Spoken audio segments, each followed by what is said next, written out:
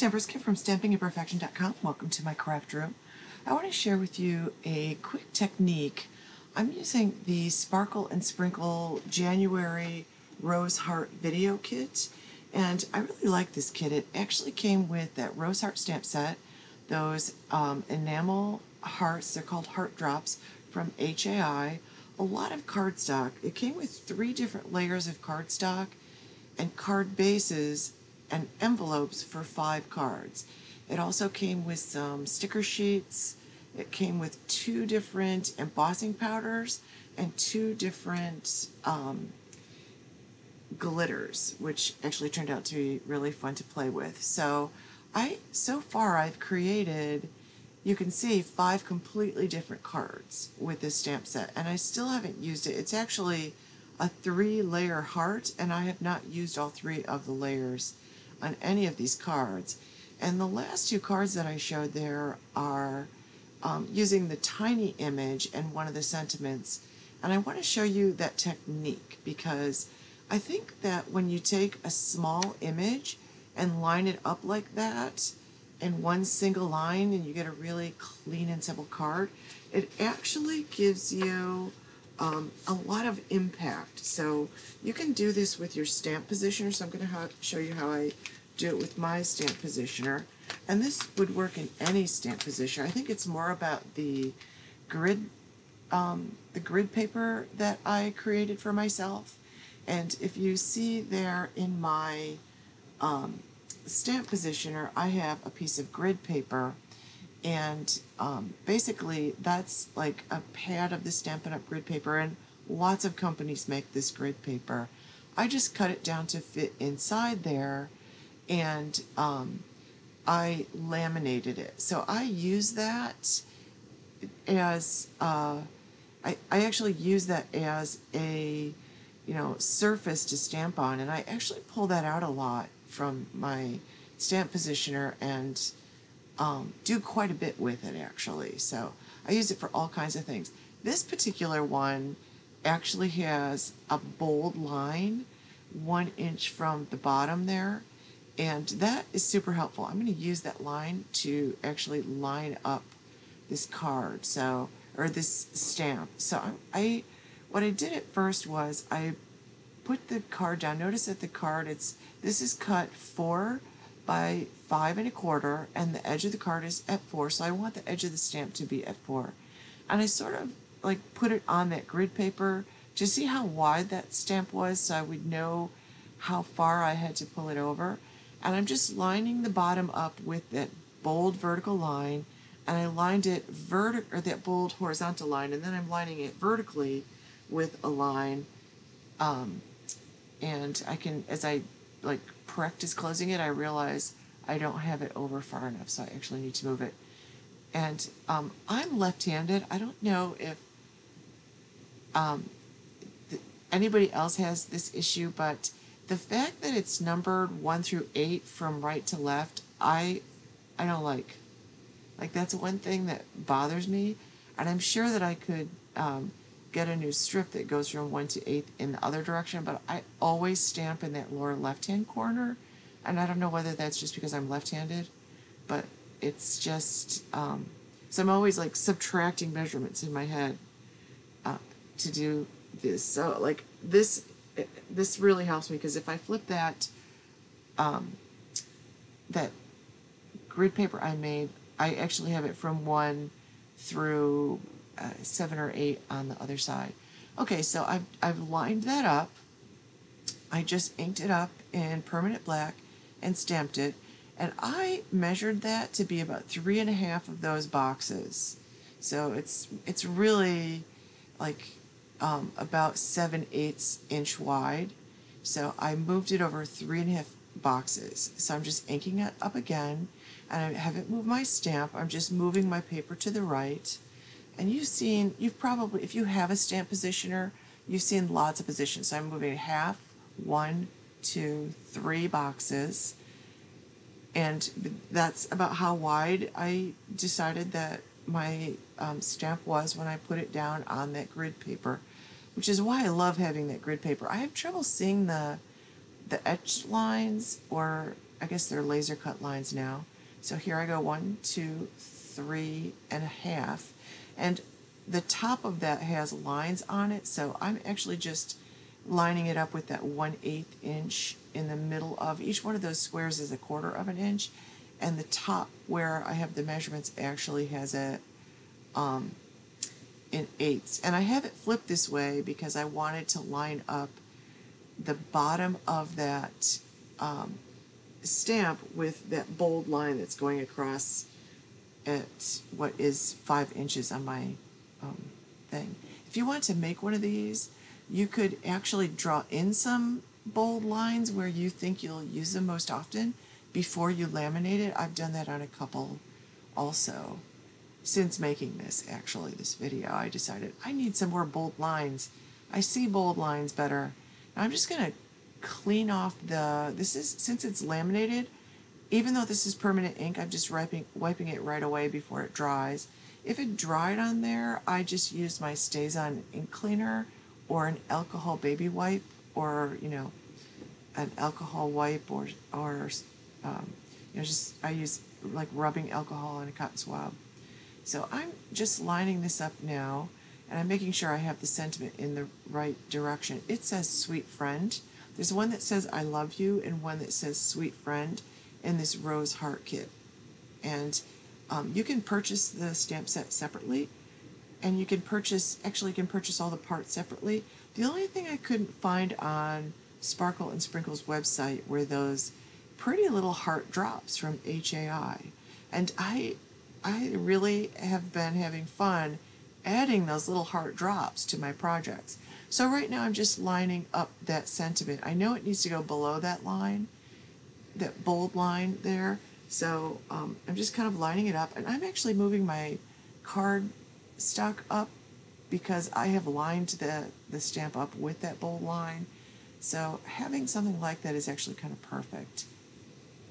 So now I'm just going to actually use the kit came with some really nice Antiquities embossing powder. It's like a nice gold embossing powder. It's got sort of an old look to it. I really liked it. It also came with this super hot pink embossing powder. I can't remember what they called it. What was it called? It was called Raspberry Tart embossing powder. And it looks gorgeous on black, that bright pink. The other embossing, so I got Raspberry Tart embossing powder, Antiquities embossing powder, and then I got 2 different glitters in this kit. I got Orchid Rose glitter and Tooth Fairy glitter. So now I'm just going to pour that Antiquities on, and then I'm going to heat set it. So I want to show you one more trick I use this grid paper for. Like, I have a couple of these in different sizes. I have them for, one for my mini Misty and one for my larger Misty. But I'll pull this out, and I'll use some temporary adhesive. This happens to be from Altenew. It's got like dots of glue, and I just put a little bit on the back, and it's temporary unless you really push it down. You can use that as a permanent adhesive too. And I will remove that either with my finger or with that little adhesive remover square when I'm done, so that isn't going to stay on the back of my card. It actually could stay on the back of my card, but I'm just going to line up my card, and I'm just lining it up with a line along the bottom and a line along one of the sides there. So I just want to make sure I get it aligned, because I want to add some glitter, and I want to get a strip of glitter.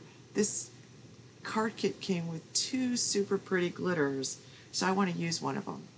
Because Sparkle-n-Sprinkel has an Anything Goes challenge every month. As long as you're using one of their stamps and embossing powder, glitter, or flocking, you can enter the challenge. So I thought it would be fun. And even though this is a coral, I'm entering this in another challenge at Stamp Ink Paper because their challenge is a tic-tac-toe challenge, and I needed to use coral. And the original card that I made was actually in pinks because one of the embossing powders was in pinks. So you can see that I used that grid to line up that double-sided tape. This is Terran tape from Stampin' Up. You can get this stuff like score tape or Tear-ific tape, you know, from most stamp companies will have this double-sided tape. This is 1/4 inch wide, and I really like this little touch on a card. I don't often use glitter, but when I do use glitter, I really like this ultra-fine or super-fine glitter. It's just, it's so pretty. So now I've got the tape on there, and I gave it a good, I pushed it down really well with my bone folder. I just ran my bone folder across it. This is the Tim Holtz Tonic paper piercer. I really like this because it's retractable. I poke myself a lot less with a retractable paper piercer than I do with one that doesn't have that feature. So I just use that to lift the very edge without lifting the actual adhesive. So I'm just going to pull up that paper backing, and then I'm going to pull out my coffee filter and my glitter, and I'm going to use the I'm using the Orchid Rose glitter. It came with Tooth Fairy glitter, which is the bright pink you'll see on the other card, because I'll pull the cards out again at the end. But this is the Raspberry Tart. I thought that of the two, this probably went the best with the coral combination that I used with the Copics, because the tic-tac-toe challenge required that I used coral. But I don't have coral glitter, and I really wanted to use what was in the kit. So this is Microfine, and you can see it's sort of not very shiny until you burnish it. If you just rub your finger across it, can you see how it looks sort of shadowed? And then all of a sudden I rub my finger across it, and I'm really rubbing it into that sticky tape, so when someone pulls this out of an envelope, that glitter isn't going to go everywhere. That is really just going to stay there, but it also makes it super shiny. And then I've got a little brush that I use that's super fluffy. That's in my tool cup by my desk. I use it to brush off excess glitter and embossing powder, just like that. And I brush right over the top of the glitter, anything stray I want off that card. So you can see that's going to complete that card. So I just put these together by putting a piece of craft foam on the back of the front panel, and then I'm using my grid paper again to line up the bottom. I actually find that I get my layers much straighter, and now I'm putting that layer about 1/8 of an inch from the bottom and 1/8 of an inch from the side. And I find that I'm getting my layers much straighter now that I'm using this little laminated grid paper. Plus you can use it like a palette, and you can use it for all kinds of things. And I'm going to add 3 of these little heart drops. These are super shiny. I had never seen the heart ones before, but these are really pretty. I would purchase embellishments from that company again, actually HAI. These came in the kit, but now, now I've tried a product from a company. I know I've used some embellishments from them before, but you know what? It's been a while, and I forgot about that company, and now I purchased this craft kit and discovered that, geez, I really like these embellishments. So that's one of the things I like about craft kits. But these little templates are super helpful.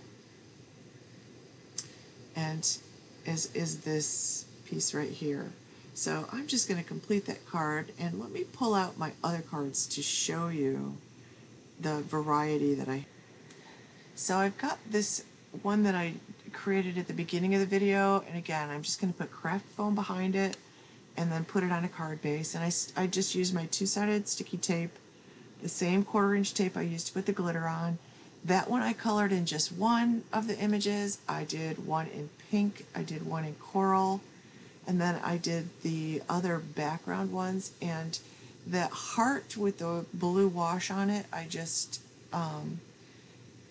I did from pieces that didn't work out for the last time.